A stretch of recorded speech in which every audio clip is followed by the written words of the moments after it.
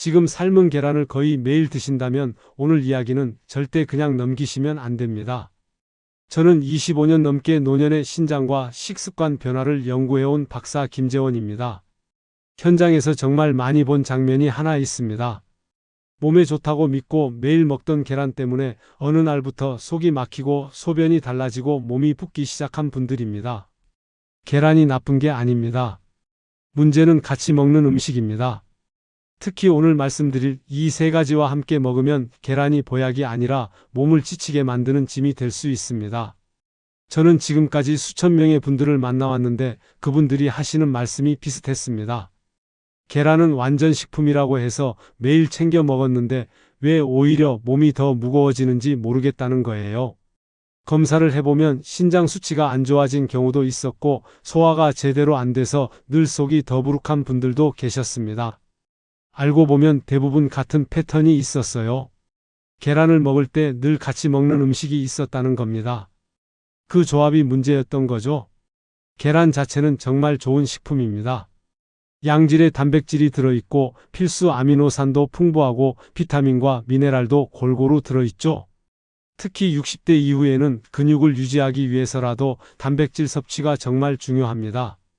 젊을 때는 조금 덜 먹어도 괜찮은데 나이 들면 근육이 빠지는 속도가 빠르거든요. 그래서 단백질을 충분히 먹어야 해요.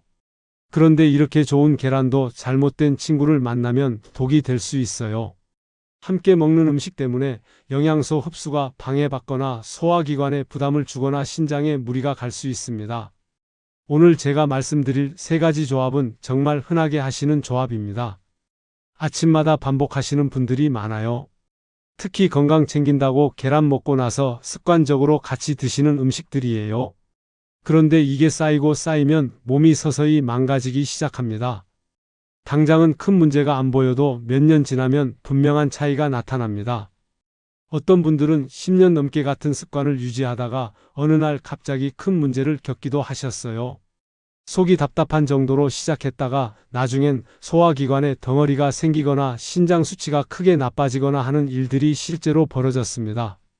그래서 오늘 이 영상이 정말 중요합니다. 작은 습관 하나가 여러분의 건강을 완전히 바꿀 수 있으니까요. 계란을 끊을 필요는 없습니다. 다만 무엇과 함께 먹느냐가 중요한 거예요. 같은 계란을 먹어도 어떤 조합으로 먹느냐에 따라 보약이 될 수도 있고 독이 될 수도 있습니다. 요즘 여러분은 계란을 어떤 음식이랑 같이 드시고 계신가요? 아침에 계란 드시고 바로 뭘 드시나요? 혹시 입가심으로 과일 드시나요? 아니면 차나 커피 한 잔 하시나요? 댓글로 꼭 남겨주세요. 여러분의 습관을 돌아보는 시간이 될 겁니다. 상담하다 보면 이런 분들 정말 많습니다. 아침마다 계란은 꼭 챙기는데 왜 자꾸 속이 더부룩해지는지 모르겠다는 분들입니다. 제 지인 한 분도 그랬습니다. 건강 챙긴다고 계란을 삶아 먹고 입가심으로 늘 똑같은 음식을 같이 드셨죠? 처음엔 괜찮았습니다. 몇 달은 아무 문제가 없었어요. 오히려 계란 먹으니까 기운도 나고 좋다고 하셨죠? 그런데 어느 순간부터 달라지기 시작했습니다. 가스가 차고 배가 답답하고 피곤이 쉽게 풀리지 않더군요. 아침에 일어나도 개운하지 않고 하루 종일 속이 무거운 느낌이 들었대요. 트림도 자주 나오고 가끔은 메스꺼움까지 느껴졌습니다. 소화제를 먹어봤지만 그때뿐이었습니다. 먹을 때는 좀 나아지는 것 같은데 다음날 또 같은 증상이 반복됐어요. 근본적인 원인을 모르니까 계속 반복될 수밖에 없었죠. 이분은 계란이 문제라고 생각했어요. 나이가 들어서 계란이 안 맞나 보다 하고 계란을 줄였습니다. 일주일에 서너 번만 먹기로 했어요. 그런데도 증상은 계속됐어요. 계란을 먹는 날이면 어김없이 속이 불편했습니다. 왜냐하면 진짜 문제는 계란이 아니었거든요. 알고 보니 문제는 계란이 아니라 그 옆에 늘 붙어 있던 습관이었습니다. 계란 먹고 바로 드시던 음식이 문제였던 거예요. 이분은 계란을 드시고 나면 꼭 단감을 한 개씩 드셨습니다. 가을엔 홍시를 드셨고요. 달고 부드러워서 입가심으로 딱 좋았대요. 그런데 바로 이게 문제였던 겁니다. 감의 탄닌 성분이 계란 단백질과 만나면서 위장에서 뭉쳐서 소화를 방해했던 거예요. 조합 하나만 바꿨을 뿐인데 속이 편해지고 몸이 가벼워졌습니다. 계란은 그대로 먹되 감은 오후 간식으로 먹기로 했어요. 최소 3시간은 간격을 뒀죠. 그랬더니 2주 만에 가스도 줄고 배도 편해지고 아침에 일어날 때 개운한 느낌을 되찾았다고 하더군요. 피로감도 많이 줄었대요. 저는 그때 다시 한번 깨달았습니다. 음식 자체보다 조합이 얼마나 중요한지 말이에요. 좋은 음식도 잘못 만나면 서로를 방해할 수 있습니다. 마치 좋은 사람들끼리도 케미가 안 맞으면 불편한 것처럼요. 반대로 좋은 조합을 만나면 서로의 효과를 배로 높일 수도 있죠. 오늘 이 영상에서 말씀드릴 내용은 여러분의 식습관을 완전히 바꿀 수 있는 중요한 지혜입니다. 이 이야기를 끝까지 듣고 실천하셔야만 진정한 변화를 경험할 수 있습니다. 혹시 아직 구독과 좋아요를 누르지 않으셨다면 지금 바로 눌러주세요. 이 채널은 여러분의 건강한 노년을 응원합니다. 끝까지 보시면 왜 계란을 끊을 필요는 없는지 분명해집니다.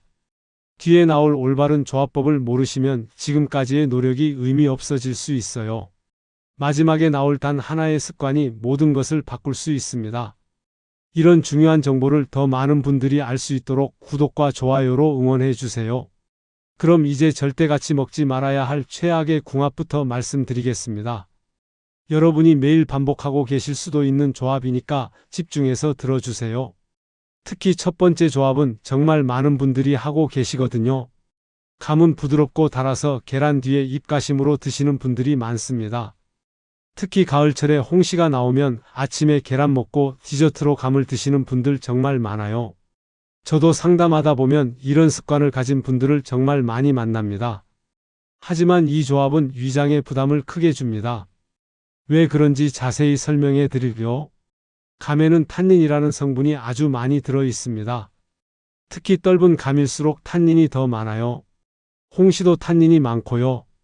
이 탄닌이 계란의 단백질과 만나면 위장 안에서 화학 반응을 일으켜요. 단백질이 응고되면서 딱딱한 덩어리가 될 수 있습니다. 처음엔 작은 덩어리로 시작하지만 이게 계속 쌓이면 점점 커져요. 이게 위장벽에 붙으면서 소화를 방해하고 심한 경우 결석처럼 단단해질 수도 있어요. 실제로 의학 용어로 위석증이라고 부르는 질환이 있습니다. 위장 안에 돌처럼 단단한 덩어리가 생기는 거예요. 국내외 소화기 연구 자료에 따르면 탄닌이 많은 음식과 단백질이 동시에 들어오면 위장에서 딱딱하게 뭉치는 경우가 보고되어 왔습니다. 특히 공복 상태에서 이 조합을 먹으면 위산이 많이 나와 있는 상태라 반응이 더 강하게 일어난다고 해요. 위산과 탄닌과 단백질이 만나면서 더 빨리 굳어버리는 거죠. 제가 만난 73세 김영자 님 이야기를 들려드리겠습니다. 이분은 아침마다 계란 2개 뒤에 홍시를 드셨습니다. 홍시가 달고 부드러워서 아침 식사 마무리로 딱 좋았대요. 계란으로 든든하게 먹고 홍시로 입가심하는 게 일상이었죠. 속이 더부룩했지만 나이 들면 소화가 좀 안 되는 게 당연하다고 생각하고 참고 넘겼습니다. 소화제도 먹어보고 위장약도 먹어봤는데 증상이 계속됐어요. 그런데 어느 날 갑자기 극심한 복통이 왔어요. 배가 돌처럼 딱딱해지고 구토까지 나왔습니다. 너무 아파서 응급실에 가셨어요. 검사를 해보니 위장 안에 단단한 덩어리가 생긴 거였어요. 크기가 작지 않았습니다. 계란과 감을 매일 같이 먹으면서 조금씩 쌓였던 게 결국 큰 문제로 터진 겁니다. 다행히 치료를 받아서 회복하셨지만 정말 고생 많이 하셨죠? 몇 주 동안 제대로 식사도 못 하시고 유동식만 드셔야 했어요. 계란을 드셨다면 감은 최소 2시간에서 3시간 뒤에 드세요. 소화가 어느 정도 된 다음에 먹어야 합니다. 계란이 위에서 소장으로 넘어간 다음에 감을 먹으면 문제가 없어요. 특히 공복 상태에서는 이 조합을 절대 피하셔야 합니다. 아침 첫 끼로 계란과 감을 같이 드시는 건 정말 위험해요. 혹시 계란 먹고 바로 과일 드시는 습관 있으신가요? 특히 떫은 맛이 있는 과일은 조심하셔야 합니다. 감뿐만 아니라 떫은 포도나 떫은 배도 마찬가지예요. 계란과 두유를 같이 먹으면 단백질이 2배로 들어옵니다. 젊을 때는 이게 문제가 안 될 수 있어요. 운동하는 사람들은 오히려 일부러 단백질을 많이 먹기도 하죠. 하지만 60대 이후에는 이게 부담이 될 수 있습니다.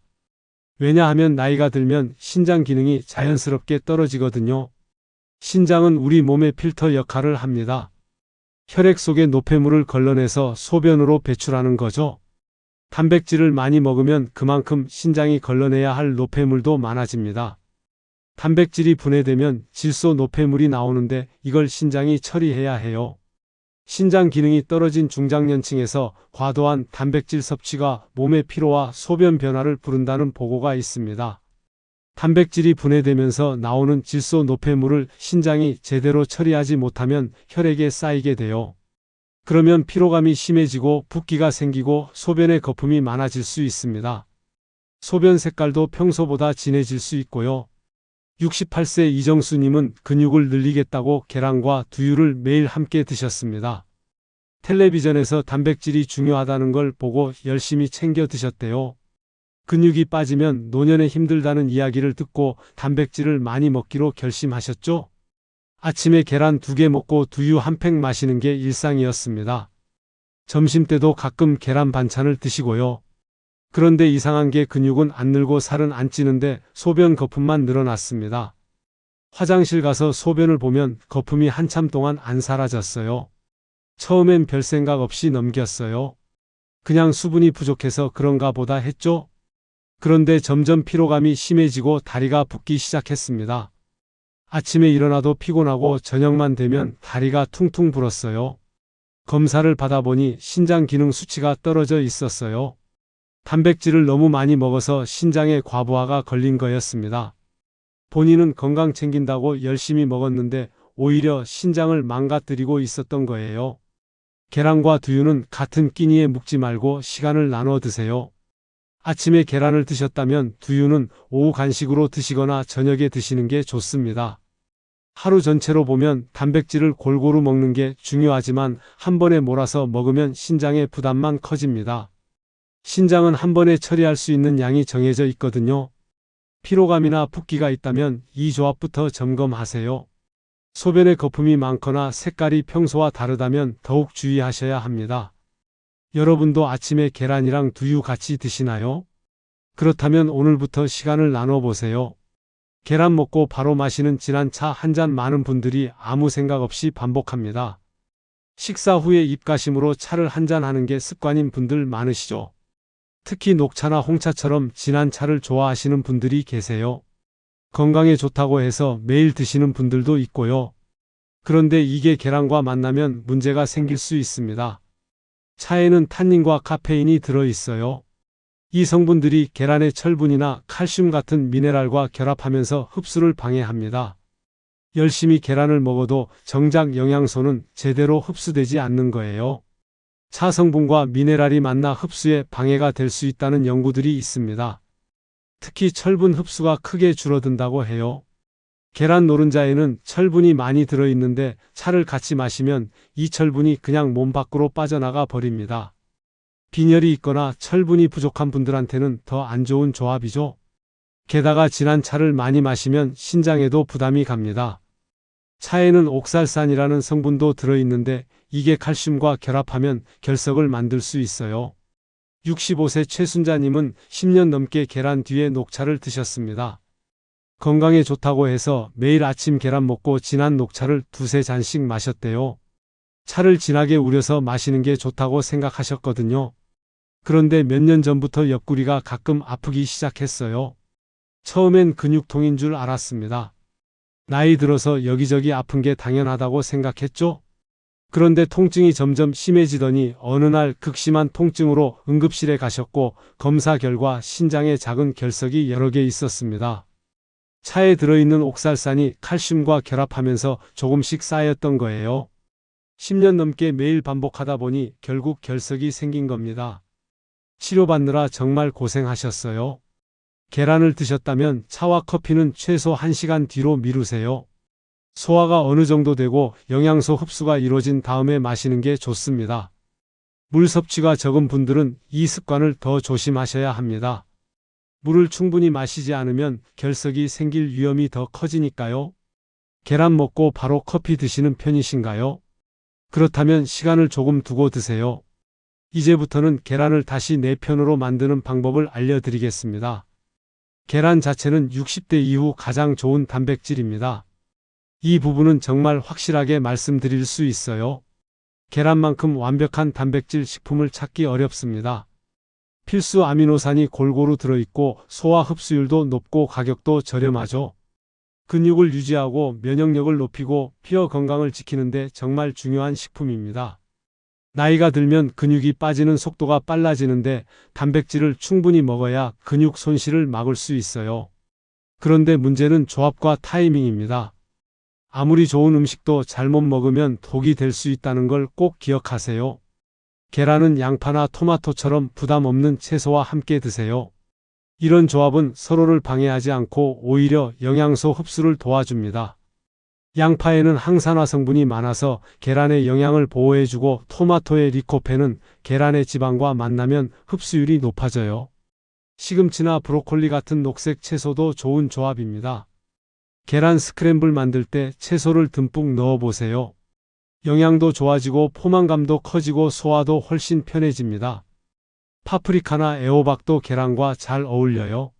색깔도 예쁘고 맛도 좋고 영양도 풍부하죠. 조리법도 정말 중요합니다. 많은 분들이 완숙으로만 드시는데 사실 반숙이 소화에는 더 좋아요. 완전히 퍽퍽한 완숙보다는 노른자가 촉촉한 반숙이 소화에 좋습니다. 왜냐하면 단백질이 너무 딱딱하게 익으면 소화 효소가 분해하기 어려워지거든요. 노른자가 약간 흐르는 정도로 익히면 영양소도 더 잘 보존되고 소화도 편합니다. 비타민도 열에 약한 게 많아서 너무 오래 익히면 파괴돼요. 물론 위생이 걱정되시면 완전히 익혀 드셔도 괜찮아요. 다만 너무 오래 삶거나 굽지는 마세요. 계란 삶을 때는 끓는 물에 7분에서 8분 정도면 적당합니다. 10분 넘게 삶으면 노른자 주위에 검은 태가 생기는데 이건 영양소가 파괴된 증거예요. 철분이 산화되면서 생기는 거죠. 프라이로 드실 때도 센 불보다는 약한 불에서 천천히 익히는 게 좋습니다. 센 불에서 빨리 익히면 겉은 타고 속은 덜 익을 수 있어요. 약한 불에서 뚜껑 덮고 천천히 익히면 골고루 잘 익습니다. 간도 꼭 조절하셔야 합니다. 너무 짜게 드시지 마세요. 나이 들면 짠맛을 잘 느끼지 못해서 소금을 많이 치는 경향이 있어요. 미각이 둔해지면서 짠맛에 대한 감각이 떨어지는 거죠. 하지만 소금을 많이 먹으면 혈압도 올라가고 신장에도 부담이 갑니다. 계란 자체에도 나트륨이 어느 정도 들어있으니까 양념은 최소한으로 하세요. 소금 대신 후추나 허브를 활용하면 맛도 좋고 건강에도 좋습니다. 바질이나 파슬리 같은 허브를 넣으면 향도 좋고 영양도 풍부해져요. 하루에 몇 개를 먹어야 하는지 궁금해 하시는 분들 많으세요. 정답은 사람마다 다릅니다. 신장 기능이 정상이고 콜레스테롤 수치가 괜찮다면 하루 한두 개는 전혀 문제 없어요. 오히려 근육 유지를 위해서는 꼭 필요합니다. 하지만 신장 기능이 떨어져 있거나 당뇨가 있거나 콜레스테롤이 높다면 하루 한 개 정도로 제한하는 게 좋습니다. 본인의 건강 상태에 맞춰서 조절하세요. 검진 결과를 보고 판단하시면 됩니다. 먹는 시간도 정말 중요합니다. 계란은 아침에 먹는 게 가장 좋아요. 아침에 단백질을 충분히 먹으면 하루 종일 혈당이 안정되고 포만감이 오래 유지됩니다. 점심때 과식하는 것도 막을 수 있죠? 아침을 든든하게 먹으면 간식도 덜 찾게 돼요. 저녁에는 단백질을 너무 많이 먹지 않는 게 좋습니다. 자는 동안 소화하느라 몸이 쉬지 못하니까요. 숙면을 방해할 수도 있어요. 물을 충분히 마시는 것도 절대 잊지 마세요. 단백질을 먹으면 그만큼 수분도 필요합니다. 물이 부족하면 신장이 노폐물을 제대로 걸러내지 못해요. 하루 2리터 정도 물을 나눠서 마시세요. 한 번에 많이 마시는 것보다 조금씩 자주 마시는 게 좋아요. 계란 먹고 나서도 물 한 잔 마시면 소화에 도움이 됩니다. 보관도 신경 쓰셔야 합니다. 계란은 냉장고에 보관하시고 씻지 않은 상태로 보관하는 게 좋아요. 껍질에 있는 보호막이 세균 침입을 막아주거든요. 먹기 직전에 씻어서 조리하세요. 상한 계란은 절대 드시면 안 됩니다. 깨뜨렸을 때 냄새가 이상하거나 노른자가 퍼지면 버리세요. 신선도가 떨어진 계란은 식중독을 일으킬 수 있어요. 여러분은 계란을 어떻게 조리해서 드시나요? 매일 같은 방식으로만 드시나요? 가끔은 조리법을 바꿔보는 것도 좋습니다.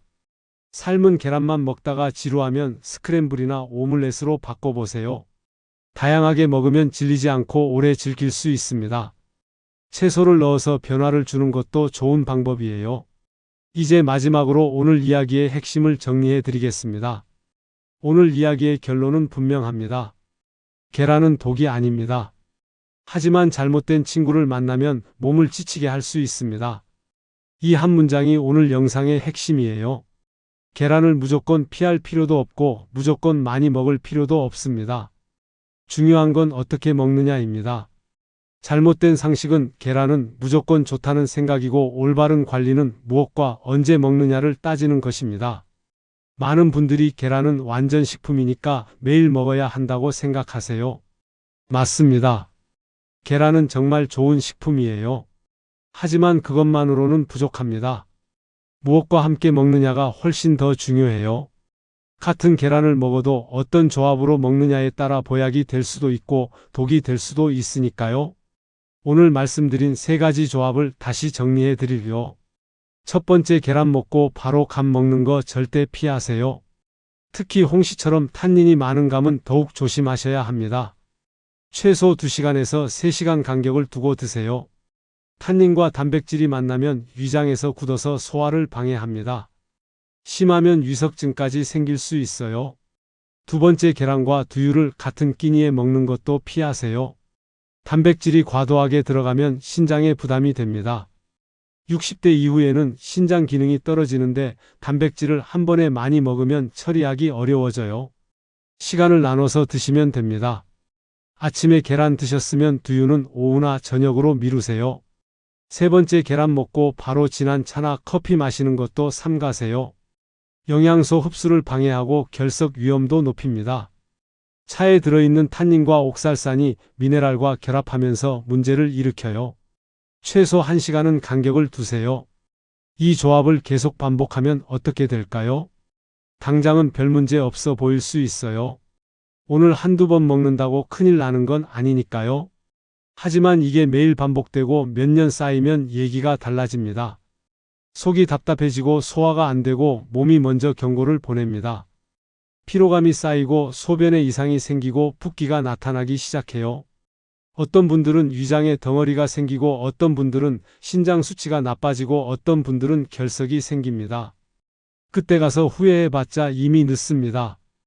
회복하는데 훨씬 더 오랜 시간이 걸리고 평생 관리해야 할 수도 있어요. 치료받느라 고생도 하고 비용도 많이 들죠. 하지만 지금 바꾸면 계란은 다시 든든한 내 편이 됩니다. 조합만 조금 신경 쓰면 계란의 모든 좋은 영양소를 온전히 내 것으로 만들 수 있어요. 근육도 유지되고 면역력도 높아지고 뼈 건강도 지킬 수 있습니다. 피부도 좋아지고 머리카락도 건강해져요. 오늘 당장 실천할 단 하나를 말씀드릴게요. 계란 옆에 늘 같이 먹던 음식부터 한번 점검해 보세요. 아침에 계란 드시고 바로 뭘 드시는지 생각해 보세요. 혹시 오늘 말씀드린 3가지 중 하나가 있나요? 있다면 오늘부터 바꿔보세요. 시간을 두고 먹거나 아예 다른 음식으로 바꾸세요. 이 작은 변화 하나가 몇 년 후 여러분의 건강을 완전히 다르게 만들 수 있습니다. 작은 습관이 모여서 큰 건강이 되는 겁니다. 다음 영상에서는 60대 이후 단백질을 언제 얼마나 먹어야 하는지 아주 현실적으로 알려드리겠습니다. 단백질이 중요하다는 건 다들 아시죠? 하지만 구체적으로 몇 시에 얼마나 먹어야 하는지 아는 분은 많지 않아요. 아침, 점심, 저녁 어느 끼에 얼마나 먹어야 근육이 유지되고 신장에 부담은 안 가는지 정확한 가이드를 드리겠습니다. 하루 총량도 중요하지만 어떻게 나눠 먹느냐가 더 중요합니다. 이 영상도 꼭 보시길 바랍니다. 여러분은 계란을 앞으로 어떻게 드실 건가요? 오늘 말씀드린 내용을 실천하실 건가요? 아니면 예전 습관대로 계속 드실 건가요? 댓글로 한 줄 남겨주세요. 여러분의 다짐을 듣고 싶습니다. 그리고 주변에 계란을 매일 드시는 분들이 있다면 이 영상을 꼭 공유해 주세요. 작은 정보 하나가 누군가의 건강을 지킬 수 있습니다. 가족이나 친구 중에 비슷한 습관이 있는 분이 계시다면 같이 보세요. 함께 건강해지는 게 가장 좋으니까요. 오늘도 건강하게 지내시고 다음 영상에서 뵙겠습니다. 감사합니다.